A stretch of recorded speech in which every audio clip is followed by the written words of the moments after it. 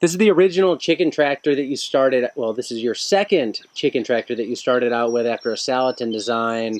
What are some features and benefits of this one, and why would somebody look at this over a Salatin pen? So the biggest thing with these versus the Salatin tractor is ventilation. And I know since I've moved on from the Salatin tractor, which was like 9-10 years ago, that's when I stopped using that design, I've seen some ways that people have modified the Salatin tractor to increase ventilation, and I think that's great. But my bigger issue with that design is like you can really only run broilers in a Salatin style tractor. It's really not useful for anything else. I wanted something that I could definitely function stack for layers and turkeys. So we based this design off of an idea from a guy named Robert Plamondon, who's actually on the West Coast, I believe in Oregon.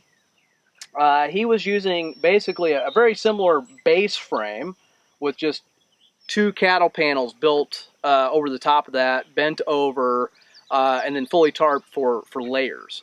So I kind of took that to the next level to do broilers in the Midwest. So we made it 50% larger, put a hard panel on the back. You know, we didn't tarp the whole thing, so we had, you know, hopefully good airflow going through here. And, you know, these are 10 years old. Like, they have lasted a really long time, and we have literally run thousands and thousands and thousands of chickens through these. We've run over 1,000 turkeys through them. We've put pigs in them, we've put sheep in them, we've used them as a cattle shelter, which I wouldn't advise unless you're in an absolute pinch because the cows are pretty rough on them. But because they're built a bit heavier and you've got the welded wire cattle panel in there, like, they'll take a lot of abuse, and they are a very truly multi-use piece of equipment.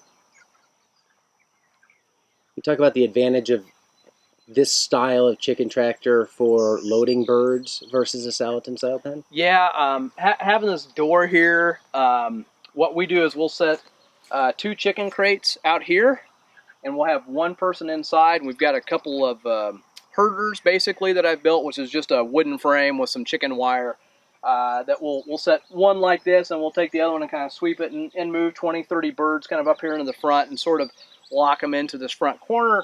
Then the person inside can just grab the chickens and just lift them a couple of feet, put them into the crates. You got 2 guys out here carrying the full crates away. Really, really easy versus the Salatin tractor. We found those a bit difficult to load out of. I mean, I did find some techniques using those same herders to put inside the Salatin tractor to, you know, kind of move the birds to the front, and then you can lift those panels off. So pros and cons each way, but having something you can actually walk into, you do have to duck under this, but being able to, you know, if you're under 6 foot, you can pretty much stand up inside one of these.